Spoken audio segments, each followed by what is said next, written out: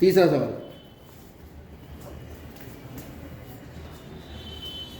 कह रहे हैं कि एक गुलाब जामुन में उसके आयतन का लगभग 30% चीनी की चाशनी होती है। मतलब जितना भी आयतन है उसके आयतन का उसके अंदर 30% चाशनी घुली हुई है। 45 गुलाब जामुन में कितनी चाशनी होगी? मैंने होता है ना, गुलाब जामुन पहले तला और फिर चाशनी के अंदर डाल दिया। अगर उसका आयतन 100 है तो उसके अंदर 45 जो है वो कौन है? 30 जो है वो चाशनी है। यदि अब हम तो गणित के व्यक्ति हैं, गणित की हम अध्ययन कर रहे हैं, अब गुलाब जामुन को गणित में लेके जाते हैं। क्या कह रहा है कि प्रत्येक गुलाब जामुन एक बेलन के आकार का है। तो हम तो बेलन ऐसे पढ़े हैं, तो रेटा का बना लेते हैं, ये होता है बेलन। चलो बेलन के आकार का, ये तो गुलाब जामुन का दिख रहा क्या है? गुलाब जामुन ये नहीं। फिर क्या हो रहा है? गुलाब जामुन के दोनों सिरे अर्धगोलाकार है। हाँ, अब बन गया वो लंबा वाला गुलाब जामुन आता है। ये आपका गुलाब जामुन हो गया लंबा। अब आप जब गुलाब जामुन खाओ तो खाने से पहले उसका आकार देखना ध्यान से। वो बेलन और बेलन के दोनों तरफ क्या जुड़ा होगा? अर्धगोल। अभी ढंग से नहीं बनेगा, एक ही बात बनता है। या अब इधर बड़ा हो गया, ये बड़े छोटे के चक्कर में घंटा लग जाएंगे इसमें। चलो, ये हमारा गुलाब जामुन तैयार होगा। गुलाब जामुन का ये केंद्र होगा, ये त्रिज्या होगी और ये भी त्रिज्या होगी, दोनों ही आर होगी। क्यों? बराबर, और दोनों बराबर भी होगी। इधर दिखा देते हैं, कोई दिक्कत? और जो गुलाब जामुन है वो बेलन के ऊपर जो अर्धगोला लगा है वो बेलन के ऊपर लगा है, तो अर्धगोले की त्रिज्या बेलन की त्रिज्या के बराबर होगी। अब अर्धगोलाकार है, इसकी लंबाई 5 सेंटीमीटर, पूरी लंबाई कितनी है? 5 सेंटीमीटर। फिर ये भी लगा हमने, इसकी पूरी लंबाई है 5।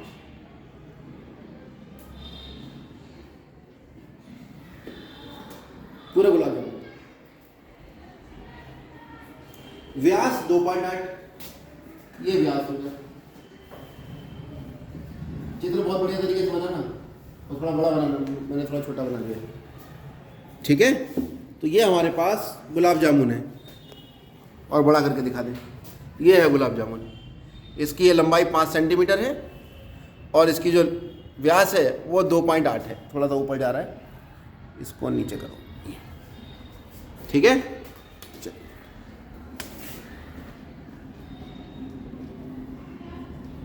अब इस गुलाब जामुन में आयतन पूछा गया है इसमें 45 गुलाब जामुनों में कितनी चाशनी है, ये पूछ लिया। चाशनी पूछी है किसके अंदर?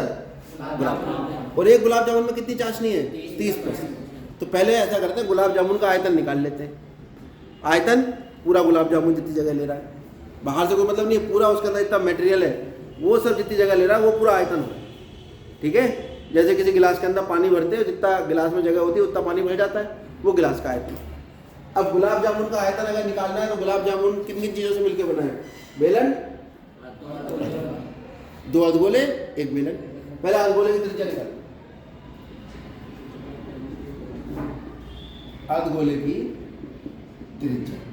अर्धगोले का आकार तो ये होता है ना, और ये त्रिज्या होती है इसकी आर, ये भी आर होता है।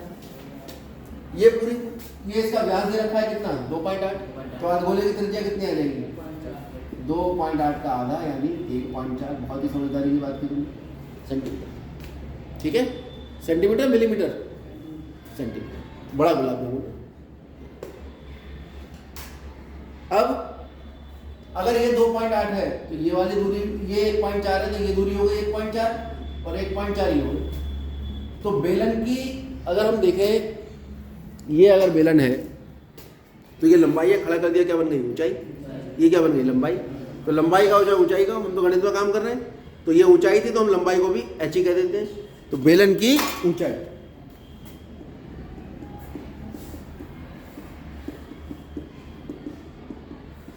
और चित्र में दिखाई दे रही है कितनी होगी 5 माइनस 1.4 माइनस 1. कितना हो गया 5 माइनस 2.8 कितना हो गया 2.2 सेंटीमीटर इस बेलन की ऊंचाई हो गई, यानी 2.2 सेंटीमीटर। यहाँ से इसको क्या करेंगे हम H। तो एक बेलन है हमारे पास और दो क्या है अर्धगोले। हम निकाल लेते हैं इसका पूरे गुलाब जामुन का आयतन। कब खाए थे गुलाब जामुन? 3 दिन पहले। अरे वाह, किसने खाए थे? प्रियांशु ने और दिव्यांश ने। और तुमने भी खाए? चलो अब आगे जब खाओ तो ध्यान से खाना, पूरा देख दाख के। गुलाब जामुन का आयतन हुआ बेलन का आयतन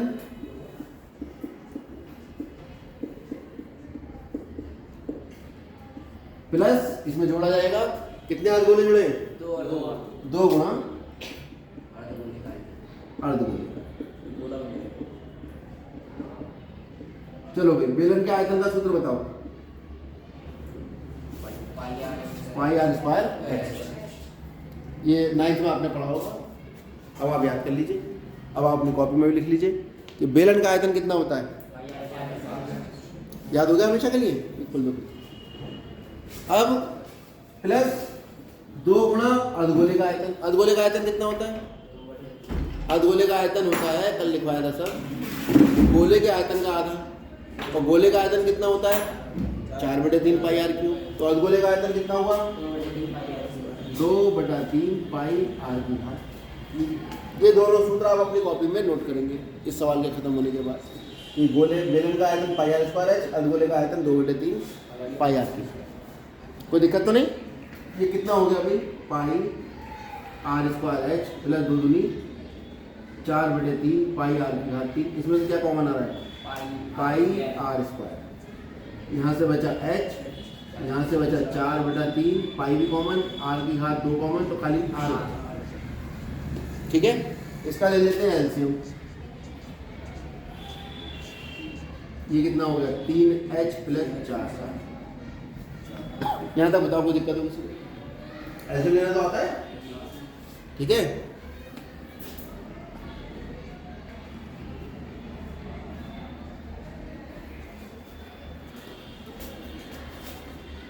ये हुआ। अब मान रखो पाई का मान सबसे बाद में रखेंगे, अभी नहीं रखेंगे। आर का मान कितना है? सारे मान ही बाद में रखेंगे, अभी ऐसे रहने दो।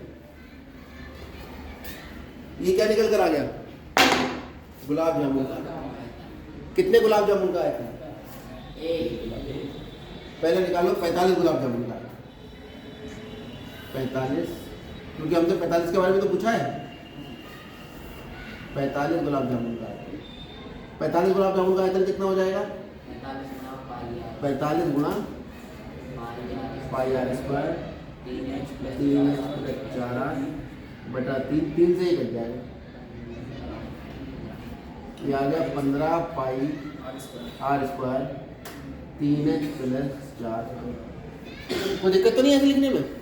मान बाद में रखेंगे आराम से फुर्सत में। ये निकल आया सेंटीमीटर क्यूब। ठीक है, अब हमें निकालना क्या था? चाशनी। कितनी है एक गुलाब जामुन में चाशनी? 30%।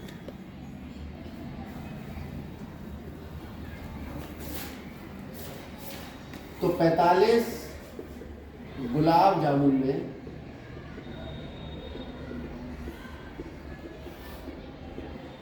चाशनी का कितना आयतन होगा? चाशनी का आयतन हो जाएगा 30% ऑफ किसका? गुलाब जामुन का आयतन। ये आ जाएगा 15 pi r square 3h plus 4। कोई दिक्कत यहाँ तक? क्योंकि गुलाब जामुन का आयतन तो मालूम है ना हमें कितना है, और गुलाब जामुन के आयतन का 30%। अब परसेंटेज कैसे निकलती है? परसेंटेज होता है आउट ऑफ 100। सेंट मतलब 100 होता है, पर मतलब प्रति। तो 30 प्रति 100 किसका? 15 pi r square into 3h plus 4। अब मान लगाएंगे, हो गई फुर्सत में। ठीक, अब लगाओ। 0 से 0 कट गया, 5 दूनी 10 और 5 दिया 15, ये आया 3/2 गुणा 3 गुणा 22/7 गुणा 1.4 है का वर्ग गुणा 3 गुणा h का मान 2.2 प्लस 4 गुणा 1.4 कितना आ गया? ये 2 से 11 बार कट गया, ये आ गया 3 दिया 9/7